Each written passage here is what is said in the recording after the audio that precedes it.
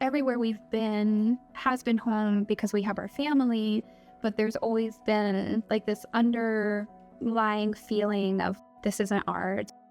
We finally had felt like we'd saved up a decent amount of money. The first time in our lives we had any sort of saved up money, and we still were not making the cut.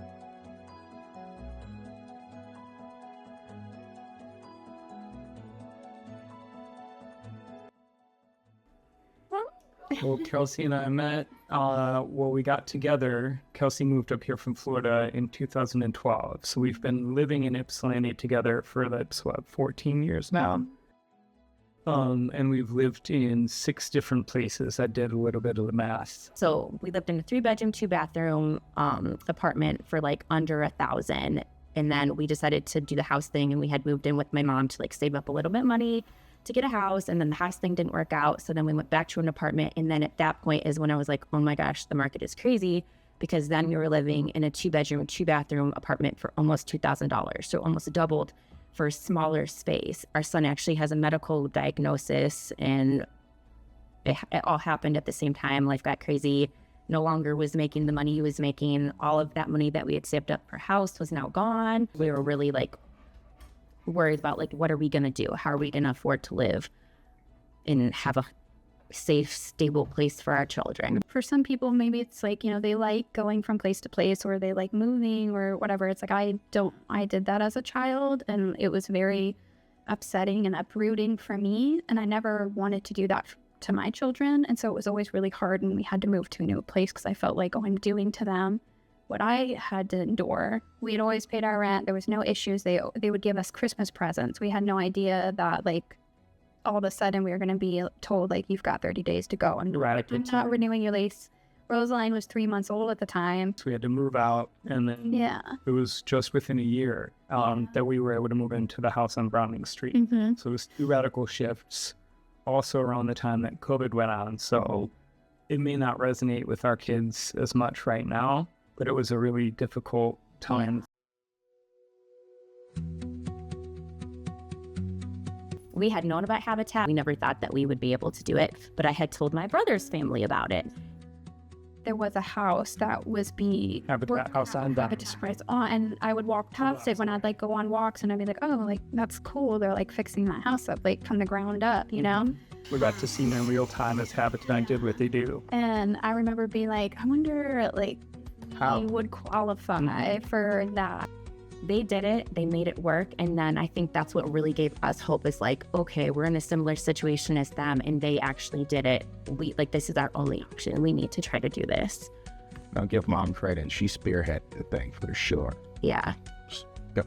And it was, let's go. we're doing it. It's a lot to take on. It's a lot of paperwork, but it's all a lot of information to gather and make sure that, you're being accurate and have the correct stuff. And that was a part of the whole process as well, as we had to take a financial wellness or like education class on things like mortgages, savings, stuff like that. So all this stuff was really helpful. Yeah, sweat equity, which I love. Like, that was so fun to me.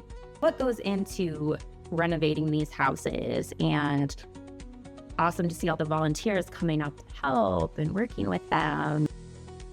We are our children's biggest teachers. They watch us, they learn. So just being in a positive mood, feeling like we can accomplish anything, because now we have home ownership. It is one less worry off our plate. I've seen it myself. It gives them confidence, like just learning how to do certain construction tasks. They go from being a little fearful or hesitant of their first house to being confident. This is just one of those projects. It's a win-win-win for everybody. I'm Sandy Simon, and I'm on the team from the First Unitarian Universalist Congregation of Ann Arbor that takes part in the Good News Group, which currently has 12 active congregations working as part of it. I have been volunteering for 25 years now. Started in 2000, so this will be my 26th year. Working with the volunteers is fun. I always love it when new volunteers come and they're not really sure what to expect. And at the end of the day, they'll be dirty and sawdust and all kinds of things, and they'll say, "This was great. When can I do this again?" grateful. Like, people came and volunteered so I could have a home.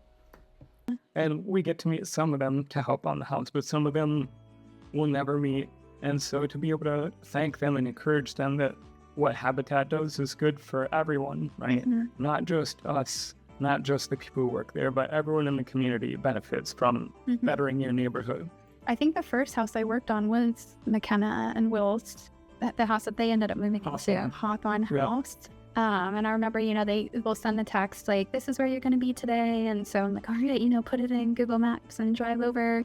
I mean, it's special no matter what, but even more special that like my brother and his family like literally helped build our house, and just really cool that we both, like my brother and I both went through the same thing and both made it work. And now we have homes and he's 5 minutes down the street.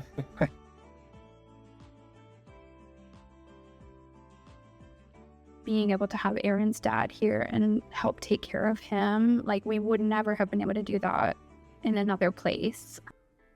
Even little things like hearing Eslin play keyboard in his room, or we've got music stuff in the basement. Just hearing the kids be themselves. Yeah, right. Well, having more space too, to be like, doing their own thing, not on top of each other constantly. I mean, I love all of it. I think all the time I'm like, I love our home. Yeah, I love this, like all the time. I think I'm just really appreciative of all of it because I know obviously how hard we worked to make this happen and all the different ways we've tried to make this happen. And so actually making this happen is just like, I'm really grateful.